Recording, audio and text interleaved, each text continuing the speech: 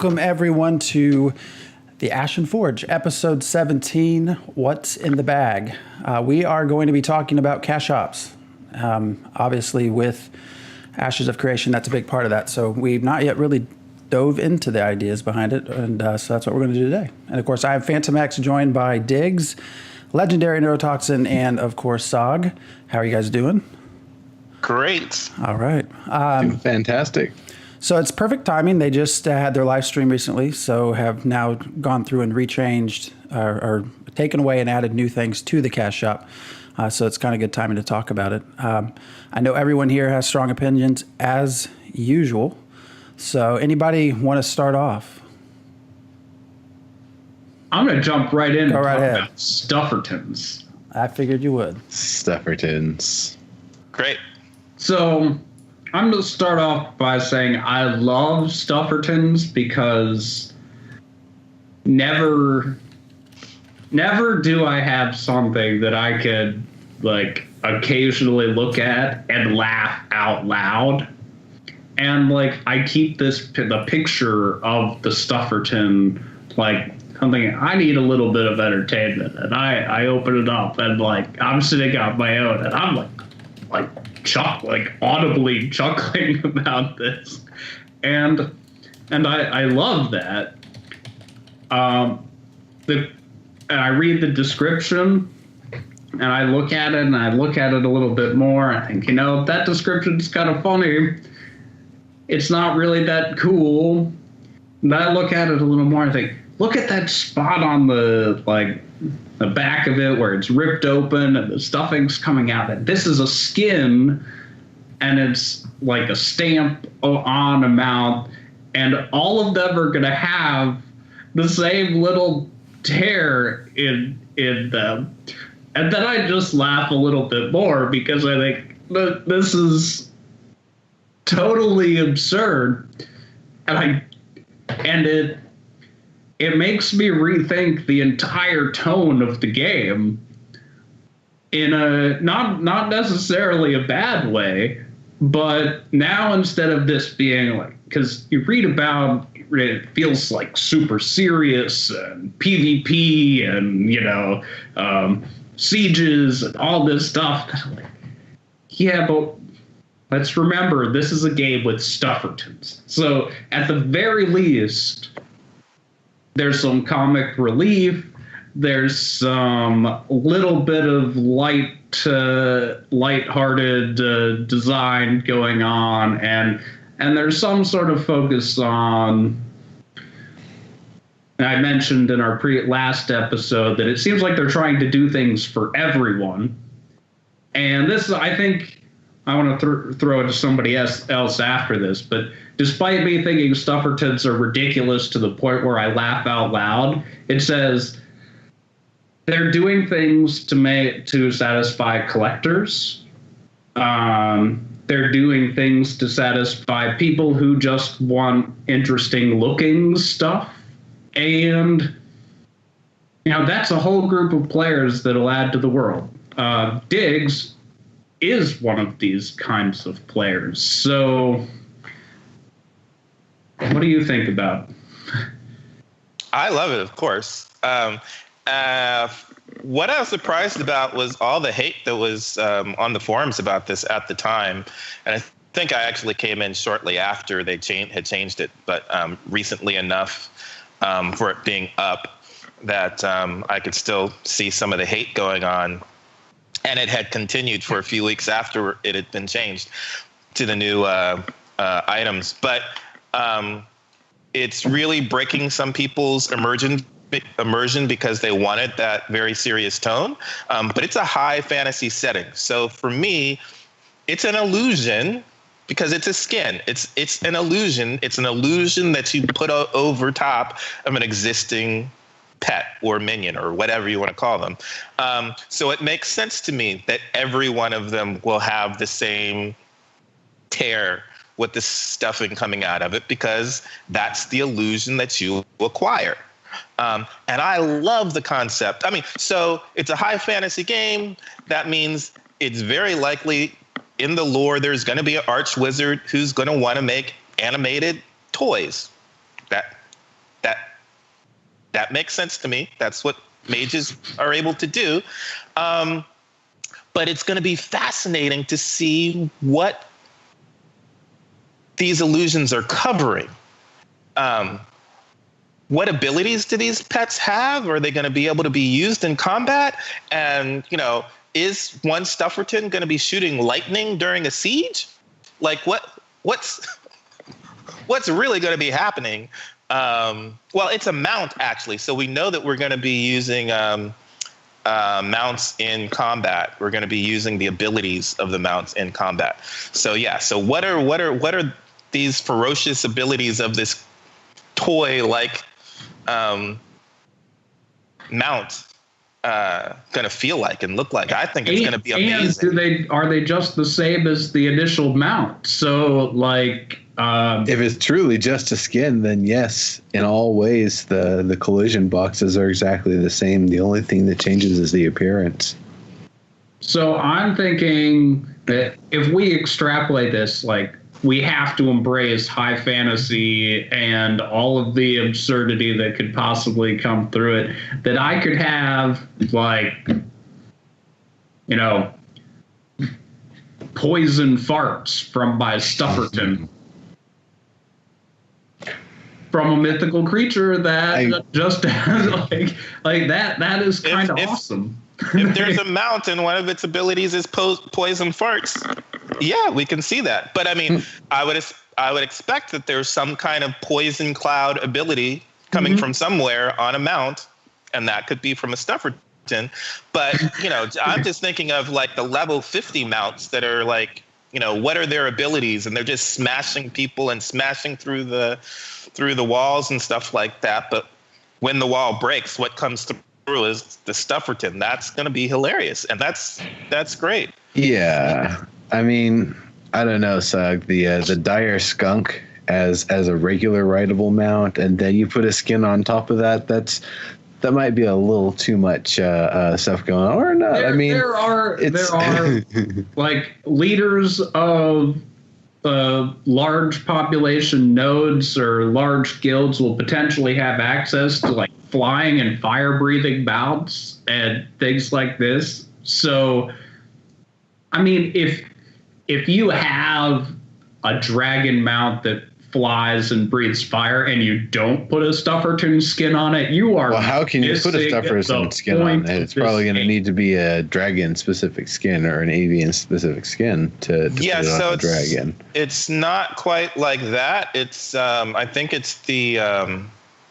it's kind of like a quality level or like I don't know what they were calling it, but it's going to be like a premium level skin.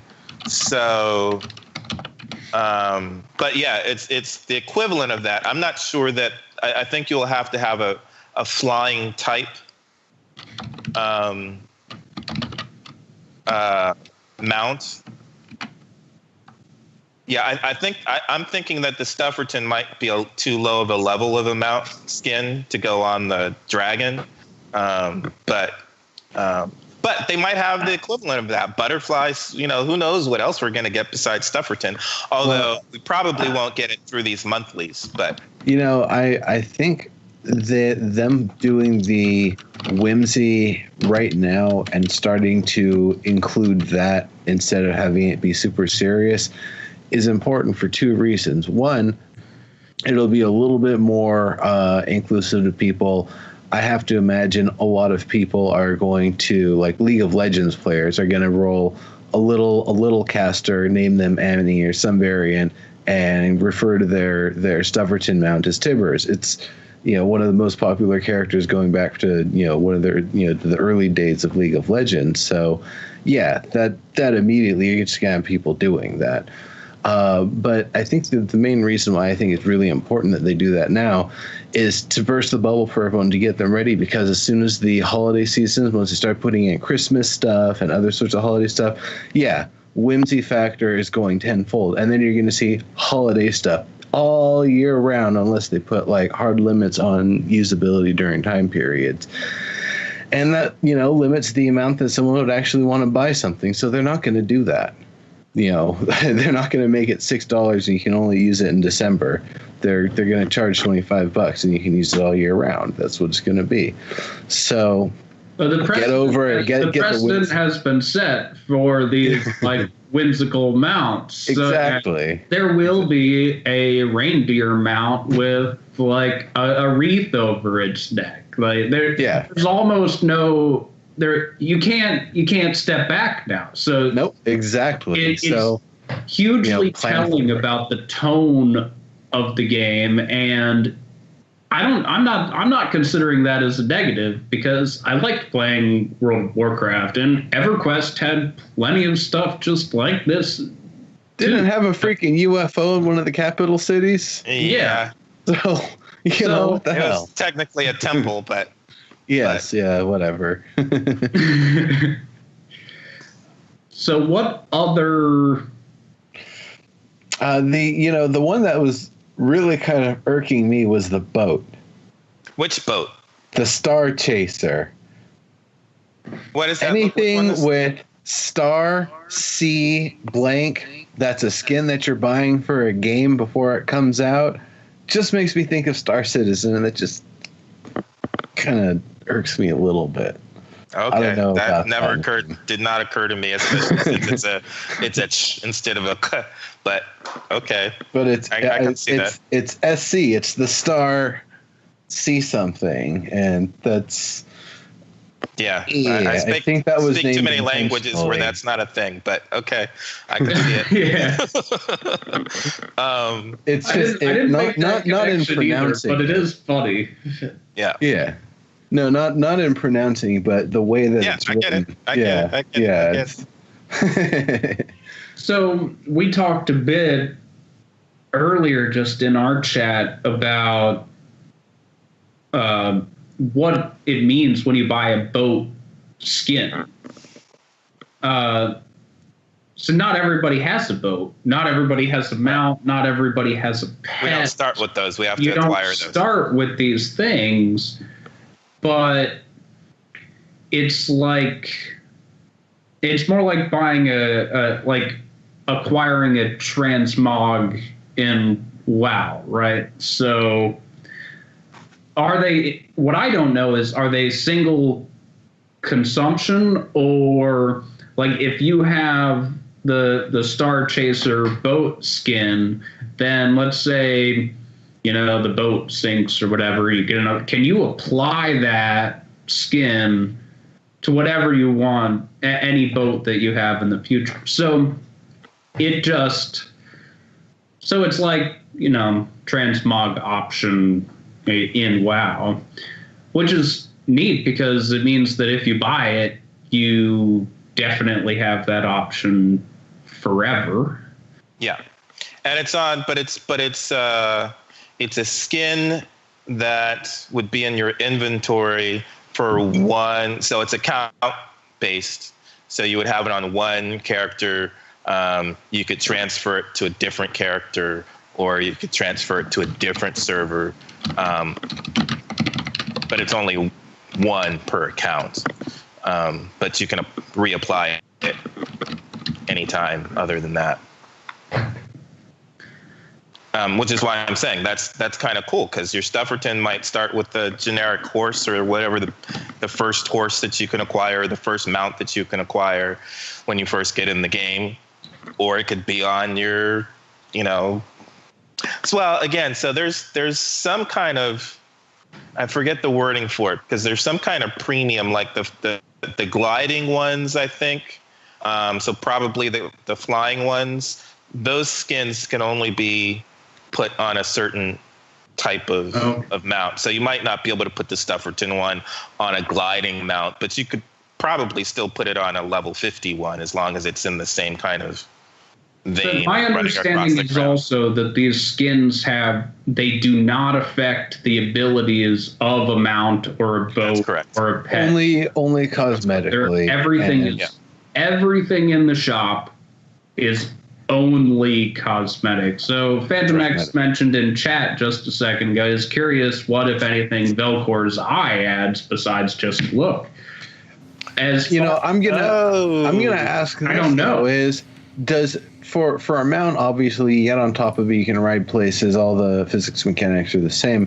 For a building or a boat, I wonder if it's that it has the exact same functionality, but the overall layout is different. The way you access the things, where they're all at, is just a little different. Even if it's like the spacing of the oars and how many people can operate one oar at a time, or whatever it could be, just slight variations, whether that's something that makes it a little more spacious or a little easier to navigate, or something that keeps everything tighter so you can organize the cargo capacity a little bit better. However it may be, that's what I'm wondering about with skins. I think if that were the case, that Steven would not like it. Yeah. I think that he would not like it if you could purchase something that even just like made it a little bit easier to stack your goods on your ship. Like that from even if it's at the cost of other like things that I've getting around talk about. I think that he would be horribly against any kind of difference. That's why I'm imagining things like the pets, and this is where I don't know. Our pets, some pets have abilities, right? I think and there so. are different tiers of pets. But if you turn your pet into a floating eyeball, it doesn't become like a warlock skill where you're sending out the eyeball to scout. It's still just a pet. Right. So that again, but it's a floating eyeball. That might be a thing where it's a different tier, and so it might be that you can only put that on on a bird or some other flying type pet where it would have a similar. Because you wouldn't be able to, because flying may be a meaningful trait for a pet. Well, and a very significant thing, right? So, you wouldn't be expecting to see a floating rat or a floating rabbit or whatever. So I don't know that we shouldn't expect that at this point, but yeah. So I mentioned that in chat because the one thing that when you look through the cash shop for me that is a little challenging is this when you read the descriptions. So yeah, they've told us what this is not pay to win, so you shouldn't really expect things to have special benefits, right? But when we'll just take Velcor's Eye, for example, the description. So if you're not following along too closely, you read I like clarity when you're spending money, what you're getting.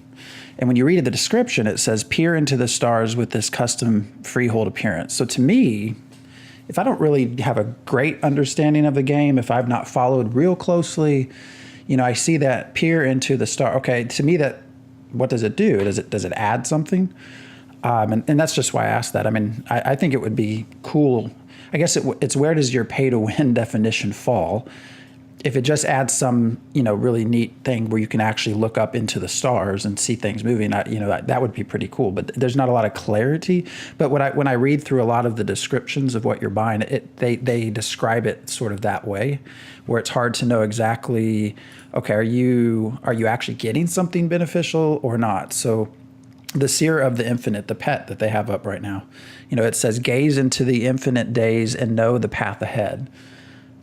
To me, that says it has some sort of, something that you get out of using it. Now, if you follow closely, that's probably not the case. But I don't know. That's other than that, I actually their whole cash shop approach I actually kind of like. I like the idea that you're not buying extra, that you are buying skins. That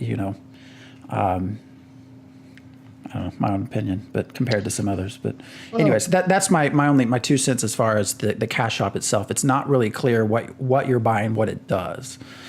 I'll say this. One of my favorite games in terms of aesthetics is DCUO, because every aesthetic you ever unlock from any item you ever equip or just find aesthetics is something that you can then use to customize your appearance pretty much on the fly at any time.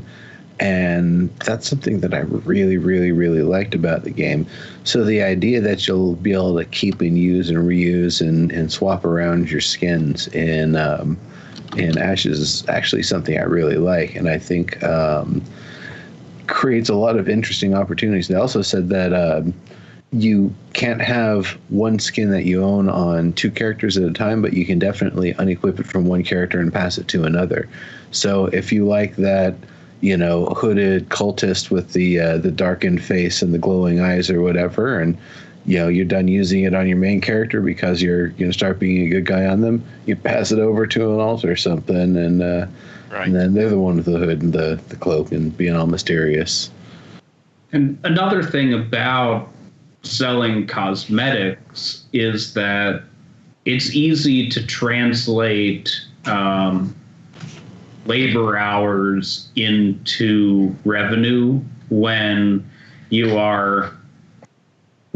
what you're selling is they created object that's imported into the game. It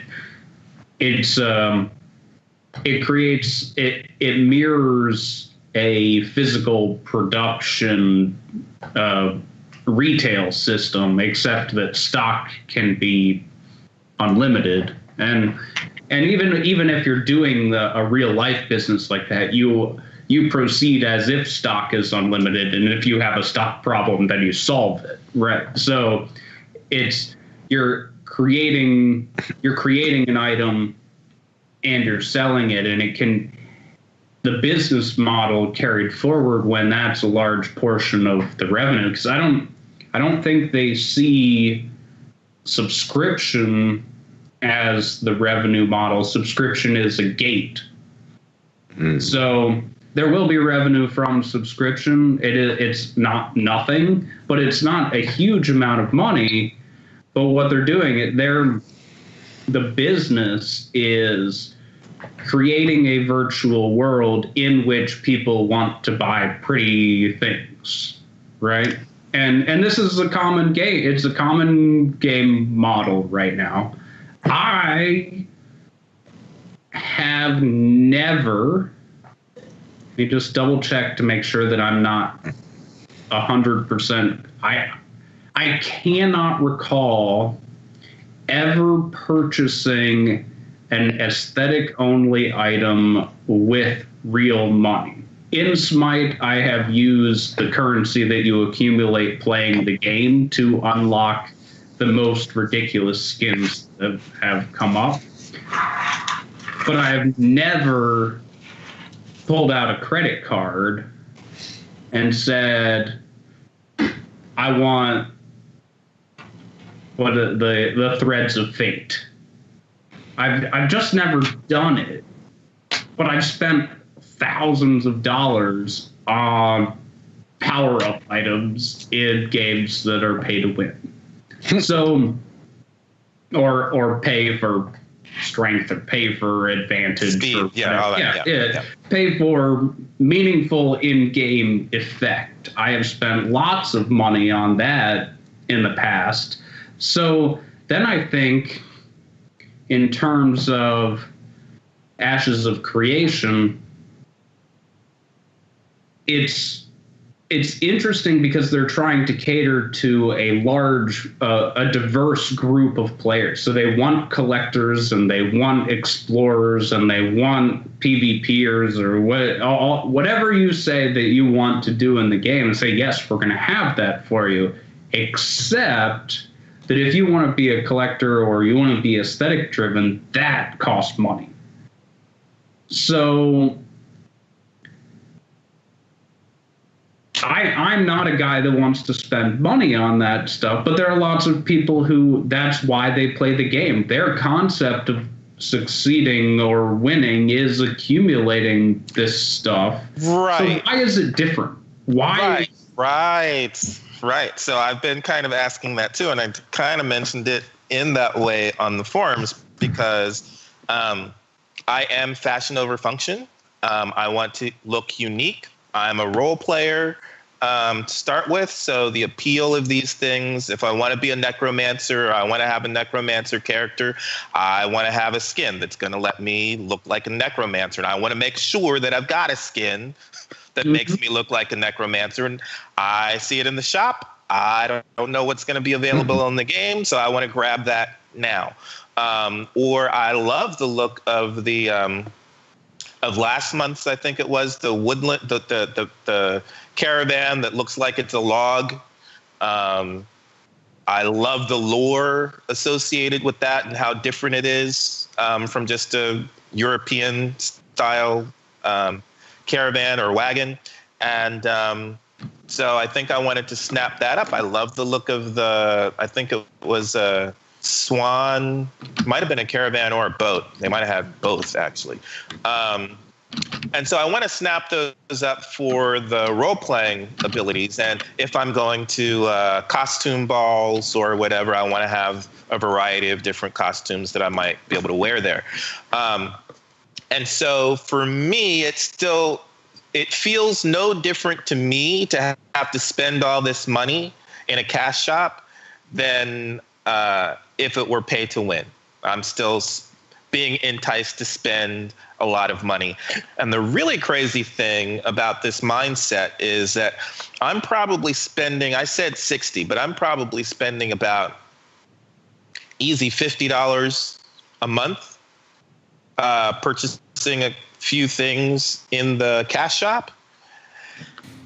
And I have a lifetime subscription, but I'm paying. They got you. Like, what? That's 4 times as much as I would for the subscription monthly, and I can't even play the game yet. Haven't we had this discussion about Star Citizen before? Star Citizen is even a little bit different to me, maybe because those ships seem to be way more expensive than what I'm seeing in the cash shop, because this is like $15 here, $25 here. So I don't know what the Star Citizen one was, but it seems like that was way more, hundreds of dollars people might be spending every month. But the same point is, so I paid $500 for Braver of Worlds. But it seems like by the end of the year, I'll have spent $1,000 on the game, but I'm not getting $1,000 benefit package. And it's because it's expensive to play Ashes of Creation, which isn't even a playable game yet. Right. But your play style has been made expensive. That you are taxed. Yeah. Where if I'm a PvPer, I'm not.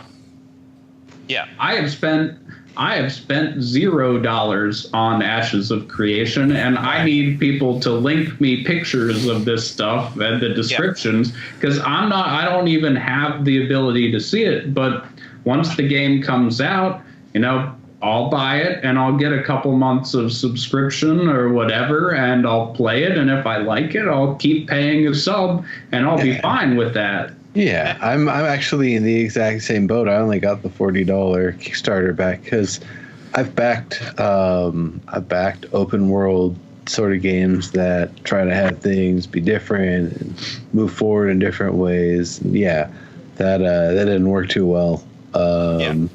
So I stopped. I think my limit's about $50 for those sorts of ventures, and this one and the other one that we do the show about the same amount. And I feel like, honestly, for the money, I'm getting a lot more for the other game. Yeah. But that's the way I feel about the pay to win stuff, because I'm not enticed by the pay to win stuff, really. So it's rare that I buy. So if I have to quickly buy armor to up my gear score to get into a dungeon when there's nothing else to do in the game, so I've hit end game, I think I've done that. But generally, I'm not enticed to buy pay to win stuff. It's more for the cosmetics. What if items that were not purchased in the shop decayed, but shop items did? So let's say in a game, and not related to any But real I'm trying game. to Let's say understand that why. if you have a sword, it has a timer on it, but you could buy a new one with in-game currency when it's gone. But if you buy a sword in the shop, you have that sword forever. Would that entice you? Well, yeah, because I like to have a signature look. So that's my preference would be to have a skin that I wear all the time, and it doesn't matter what. I want to get Excalibur, and I want everybody to know that it's Excalibur, and recognize that it's Excalibur. But I don't necessarily care what abilities it has or powers it has. So it would be cool for that same looking sword to upgrade in terms of abilities and powers as I grow. So that skin, keeping that skin would be way more important to me than changing the look of the skin, probably, over time. As long as it's recognizable. I just want to mention the system they use is actually a really brilliant one. And it was made, having a conversation in chat, it was made popular, obviously, by Star Citizen. And it's been successful, and it's successful for a reason. And that's why everyone is sort of copying it. But it's, psychologically, there's like a lot of, so it's not just that they get a little bit of extra financial money. Who knows how much they get. Star Citizen clearly has made a lot of money. But the way the approach here is the more you buy in. So each month you spend $50, whether consciously or not. That puts you more invested into that game. That's why people keep playing WoW for your. Not just emotion, but financially, how much you've invested. I mean, there's a lot of, again, I know you don't like to hear me talk about research, Diggs, but there's a lot of research in PS4 versus Xbox. Why are people so split? A lot of it actually comes down, they just put down $300, $400, $500 on the PlayStation 4, so they, consciously or not, they have an investment in that system, and they're going to say it's the best. It's the same kind of, and that's part of why the more you buy in, the more you're going to keep buying in, because you are invested in that game. But then there's also the other interesting thing here that doesn't get talked about, and I don't know, honestly, if anyone in chat can tell me. I don't know if Star Citizen does this, but at least with Ashes of Creation and then also Illyria, it's also an interesting approach. However, every so often they take they put things in a vault and they put new things out, because that's also driving you to, consciously or not, this is going away. I need to get it. I don't know, actually, have they mentioned if things will come back later, or is it when it's gone, like if Stufferton's gone for good now? Have they commented on that? Stufferton should be gone for good. Yeah. So yeah. It's an interesting approach. There's definitely some clear, psychological background to how it works and why it works. And that's why everybody is doing the system. I have my own opinions on that, but anyways, that's why that's why you get whales a lot of times, is because they're very invested in the game, and they're going to keep investing. For me, this also goes back to the idea of nostalgia. What drives nostalgia? Every game I play, I compare to how I felt with EverQuest. Well, why is that? EverQuest was actually maybe technically not a really great game, right? I didn't get very far. I didn't go raiding, but I had I had 4 or 5 years invested into that game. So I'm going to tend to remember the positive more than, I'm not going to long-term think I wasted 4 or 5 years of my life. No, that's not how it's going to work. I'm going to remember the positives. That's how nostalgia works. It's sort of the same approach. The more you get invested into this, again, not just emotionally, but even financially, the more you're going to build up this player base that are going to be, I hate the word fanboys, and I'm not saying you're a fanboy, but I mean, so there's a lot of reasons for taking this approach. Research is fine. You just didn't submit the specific research to back up your claim.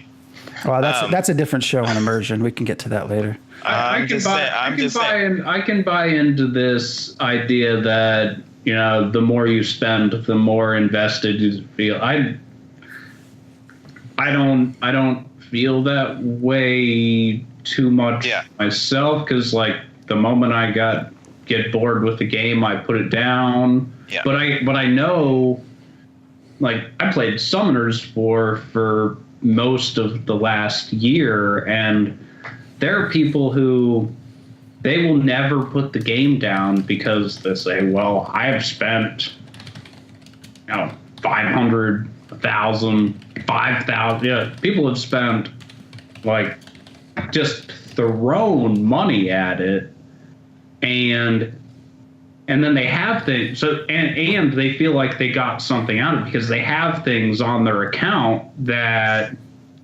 not everyone can have, and there's a chance that like it's very rare that they would ever even have a chance to get again, even though somebody who put in no money could get super lucky and have exactly the same things as them, but they will play this game forever, not because they're still having fun, but because they're financially and emotionally invested, and they're invested because they spent money. So they spent money to hooked themselves by spending money.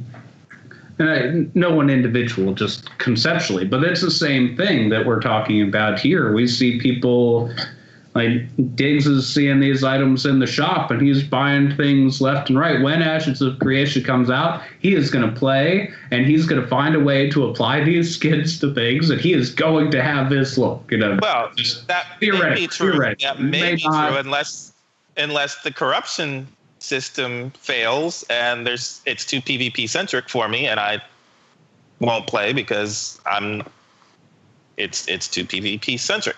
But I could get bored with the game and not play. What's fascinating is there are so many different play styles and mindsets, and people get hooked for different reasons.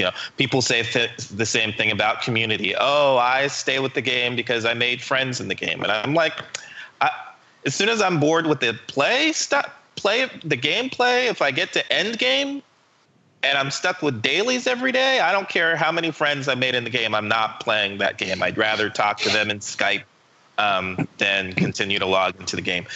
So for me, and because I told Sag, I spent from age probably 18 to 45 spending $30 a week on comic books. Mm. So $60 a month on these cosmetics isn't as outrageous as $120 a month or more. That was like a minimum of $30 a week. And that's your brain rationalizing your purchases. No, I'm saying it just doesn't. It doesn't matter. $60 is not as bad as $120. I'm not spending like and I don't know how many free games Neuro plays. Neuro plays a ton of games. I don't play that many games. So I'm not spending a lot of money on a bunch of games per year. So it's easier for me too. It's more like what I but I think did I get what I wanted out of the game? And I think Sag said something like that. For me, it's about did I have fun playing the game? Sure. And in this case, I'm investing in for Ashes of Creation and Chronicles of Valyria, and same thing with Revival.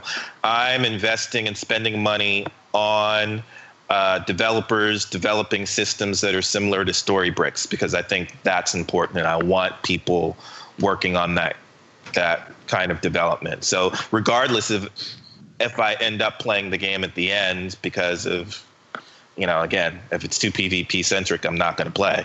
The important thing for me is that I helped pay the bills for those developers who are working on these systems that I think are important systems to have in Meows going forward. And that's a good point. I mean, I'm not saying that that's not the case, but there is an element.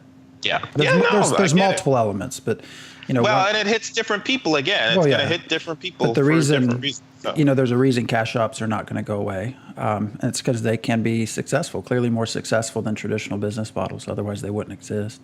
Yeah. I do like Ashes of Creation's approach out of everything that exists currently. Simply because it is truly, at least from what we've been told, not a pay-to-win situation. I won't hopefully feel pressured to pay anything in order to advance my farm. Maybe I see a skin later on that I think, okay, I want that, and I'll maybe buy it. But I do like their approach. I want to interrupt here because my thing about Ashes of Creation is that every quote we have about someone asking if something will exist in the game, the response, like a play style? Will it be supported? The response back is yes. So if I say, will there be costume contests and rewards from that, like City of Heroes was famous for and people loved that game? I imagine that the answer is, oh, we hadn't thought about that. We're going to put that in. Or, yes, we already thought about that. And in that case, then there is pay to win from buying cosmetics. We've had some examples of where they're not doing things. They're not going to have APIs. They're not initially going to have mods. I mean, it's not a yes. That's not an in-game. That's not an in-game feature. What he's saying is there are people who are part of a mod community who are not being supported. Yeah, that's my point. Yeah. That's my thing. I'm hoping that there are costume contests. I don't care about rewards for them, or especially monetary rewards. But yeah, I'm hoping that that's one of the events that I participate in a role-playing situation. For some of that is who has the best costume, and I want to pay for. And that's probably why it partly feels like pay to win to me. Because showing up at a costume ball with a great looking costume or skin is important to me. Like you said, I think definition of win. I think that's a direction. I think that's a potential direction of the game, because what we know is that the game is trying to support a whole bunch of play styles. Yeah. So to think that the ability to host meaningful events where how you look is a key part of being, gaining fame, whether it's, coded in fame or, in-game fame, that no matter what we say about, okay, there are no abilities that you're purchasing, you're not purchasing power, but if you're purchasing social status or purchasing fame or notoriety, then that means something. This is not League of Legends where you're just putting a skin on something, but people are going to say, "Oh, cool, you have that skin, great, but you suck, go die," or whatever people say in League of Legends these days. In an open world role-playing environment like this, how you look matters. I mean, I'm going to look real deep. You brought up League of Legends, and what it makes me think of is, and this is a problem in a lot of games, you walk in, you're up to the level, you know how to play the game, but you're wearing mundane equipment, and all the other characters look at you and scoff. It's like, this guy doesn't even have any aesthetics to it, but he's a noob. He doesn't even know how to play the game. Let's kick him from the party and get someone who looks cool. Like, that was totally a thing.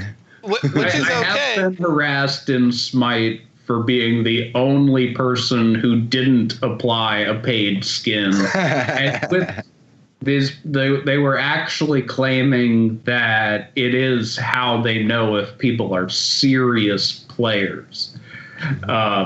There's a social aspect that is meaningful for playing the game that comes with owning cosmetics. And it'll really come down to when the game comes out, how the community focuses and what play styles are really actively supported by the mechanics for how important that is. But if we approach it and say, oh, it's just meaningless cosmetics, that, I don't know. I thought I was really cool in World of Warcraft when I was the only person on my server wearing tier 6 set boots, right? I felt cool like that. I wouldn't have paid for looking cool, but people ran around, came to me to see them, and it felt pretty cool. You just reminded me of something that kills me in every game where they do it.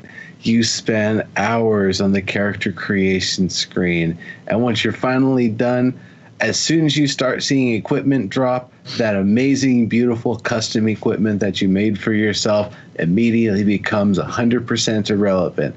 And unless there's an aesthetic slot you can equip it in to at least maintain that appearance, you don't get to use any of that appearance that you spent hours defining on the character screen. The appearance of what your character is. That is you. That's your look. I think Guild Wars 2 was the one that was the worst violator for me. I think that was probably one of the reasons why I stopped playing it immediately. Is I made the look exactly how I wanted. Then I immediately start seeing items. It's like, this doesn't look like what I wanted it to look like. It's dumb. I never have experienced character creator trying to get the appearance for costumes that I want. Yeah, I think Guild Wars 2 was the one, if I'm not mistaken. Okay. Yeah. But World of Warcraft, my main character only wore starting rags for armor. So armor was increased by wearing a scarf and jewelry and the weapon, and that's it. Because in my RP background, that character was owned. It's a Ratanga that was owned by a Karen, and the Karen master would not allow her to wear armor. She had to only wear starting rags and jewelry made by the Karen.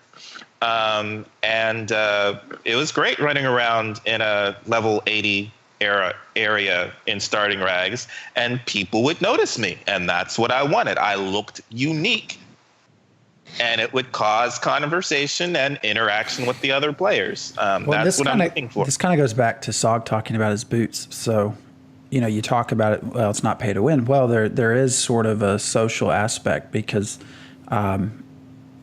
what people will, for better or worse, correlate is if they look at you and you have a $50 set of armor that you purchased. Well, that might, to them, that's probably going to say you're invested in this game. You spent a lot of money in this game. You know what you're doing. That could be completely wrong. You could have had a birthday present and you just picked up the game and you picked it out.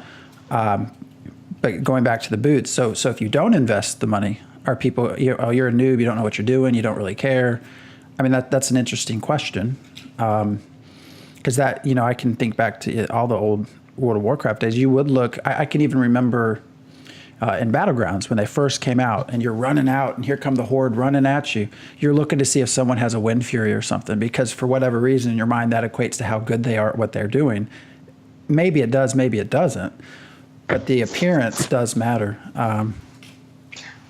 Well, that makes me wonder a few things too. Like, what about your alts, and what kind of social shenanigans can you get in if your main has all the cool stuff and your alt has nothing, and you want your alt to have nothing because you want people to think that you're a noob.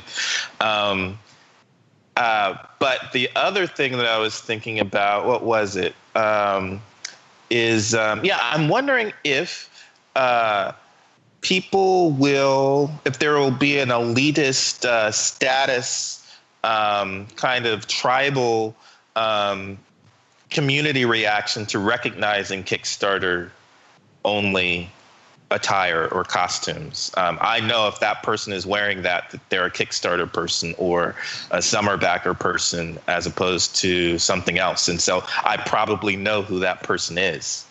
It certainly matters in other games. Like, I use Smite as the example because people do look at the cosmetics that you equip.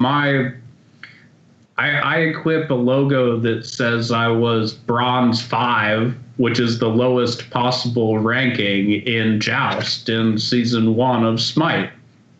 Because I think it's ridiculous that people put on their highest accolades and do all this stuff. And I think it's kind of funny that I think I only did it once or something, and I lost, and I got placed in the lowest bracket. And at the end of the season, I was given a cosmetic to say that I was the worst.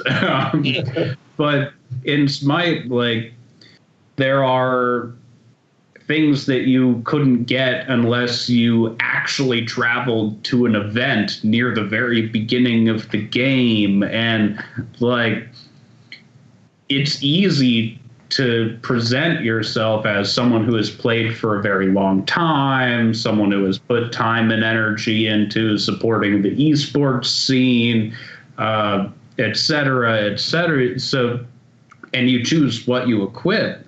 And that same kind of thing is possible, but you could also equip none of it and, you know, be the guy that played forever and, you know, was there from the beginning, and you're just not advertising. Mm-hmm. So hopefully we'll see some social dynamics around that. I don't know what they will be, but it could be very fascinating. Well, you most certainly will. I mean, you know, especially when a game starts out, people don't have reputations. So how are you going to judge somebody initially? Not that it's right to judge somebody initially, but you go look at them. What do they got on? You know, what are you wearing? Does that really mean anything? Maybe. Well, and again, maybe not. It may let me know whether or not I should know that person or not. Because I was around in the forums. If they're wearing, you know, Kickstarter stuff, I probably know who they are. There's a, you know, good chance that I do. Or that they know me. So as we're getting close to wrapping up, were there any other items that stood out to you guys in the Ashes of Creation shop that seemed really cool, like you would like to, that, assuming that they're never coming back, and I've heard people say a lot of times that things are never coming back, and then they happen to come back, and people are upset, but they sell a bunch, so the developers don't care. I don't know how hard they are on their never coming back, but like on this list, what are the things that you see and you're like, man, that's never coming back, but I can really see that being a long-term part of my character?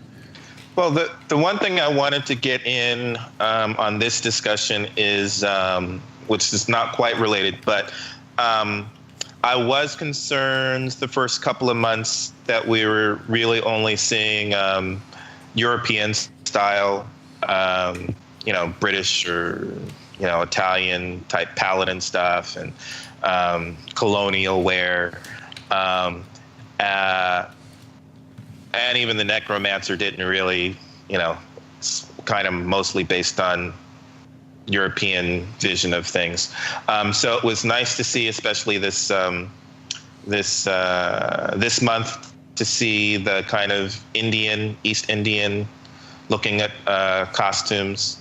And then last month, like I said, it was nice. I think I wanted that caravan that was the log, because it doesn't look like it's a European. It looks like it's a very different kind of lore. So I'm happy to see that we're getting other styles of culture, other cultural styles in these packages than just European centric. So I'm happy about that. Yeah. I've not bought anything. So there's been nothing that I've said I need to have. But I also have a very narrow play style, right? I want to run a farm. So I like Velcor's, well, that looks cool. That has nothing to do with the farm. So I personally am waiting for them to, if they ever do, put in Hanukkah aesthetic so I can wear that stuff all year round. That's really the only aesthetics you're going to get me to buy, basically, is Hanukkah stuff. That's a menorah staff. A menorah or a torch or whatever, or a flail that's got a Star of David on the end, or you know, they had some other weapons and stuff, you know, various other color themes, etc. Being able to reskin something I cooked, a potato latkes, you know, that sort of stuff. What are the color schemes for Hanukkah? It's the blue, white, and gold. Blue, white, and gold. It's blue and gold. Is that specifically Hanukkah? Yeah, yeah. Those are the thematic colors that you'll see every Hanukkah. Okay. The gold specifically because of the gelt and the minting of the coin and the sovereignty of the state and whatnot. Okay. Yeah. Give me that stuff and I will totally wear it all year round because most games don't even acknowledge Hanukkah and it totally makes no sense. Like, oh yeah, it's this savior or something and some thing and some stuff and some themes that we ripped off some other religions and stuff versus Hanukkah is like straight up. This was a military victory. The miracle, yeah. We know how to stretch out a day's worth of oil for 8 days. That's great. But, we took back the Second Temple of Jerusalem. So, that's why I'd love to see it represented in any MMO. And so far, the closest I've been able to do is getting one skin that's kind of close in PlanetSide 2. Yeah, and that's what I'm hoping. I don't think we're going to have. I think they were saying they wanted to focus more on in-game holidays rather than that are going to be based on real-world ones because developers are lazy, as we know. But straight up. Yeah, I would like if they're going to do well. I don't, and it's not even just global. I don't want them to be. Specifically American, like I don't want to have 4th of July and only Halloween, Thanksgiving. I guess even our New Year's, right, is Western centric. So if you're going to have that, hopefully you also have Jewish New Year or Chinese New Year or Ramadan. I mean, come on, let's be more inclusive in terms of the holidays that we have besides just American specific holidays for sure. I hope that happens, but we'll see. We are about out of time. The only thing I would add to this discussion is I really wish there was a way for us to somehow give away items from the shop because I would totally do that, but there's absolutely no way for us to do that at this point. So if that ever happens... Wait. So there's, I think I've gotten the, what do they call it? Content creator. Yeah. So hopefully once that goes into play and we get, because I think they're waiting until September, October for that to kick in. Right around Alpha 1, I think is when that might kick in. I'm not sure actually, but whenever that kicks in, then and we can, and NDA is lifted and we can start actually streaming actual content. I'm hoping that part of being a content creator means that we will be getting stuff that we can give away somehow, whatever that is. Yeah. Yeah, I mean, hopefully that is the case because I'd certainly like to be able for us to do that. We can do that with merch, and we probably will do that at some point. Right now, for anybody that doesn't know, there's a Chronicles of Valyria giveaway that's kind of been going through our channels. So we're kind of waiting to do anything else. But hopefully we will get to do that. I mean, I understand their concerns about money in game and that sort of thing, but I'd love to be able to give some stuff away. So, Phantom, are you wearing your shirt? I don't think we can see the logo. Yep. Back up so we can see it. Are you wearing the Ashes of Creation shirt? I sure am. Got it on right now. So. All right, let us see the logo. Back up so we can see it on camera. There you go. There you go. I see. Right there. There's a delay, so. There you go.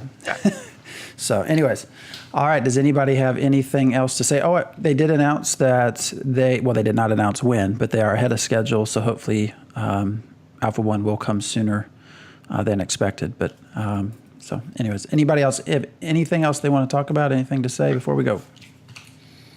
No, looking forward to coming back in a couple of weeks and covering the next subject here. All right. Well, if no one has anything else to say, we are going to go ahead and stop for the night. Thanks for watching, and we will see you in 2 weeks. See you. Good. See ya.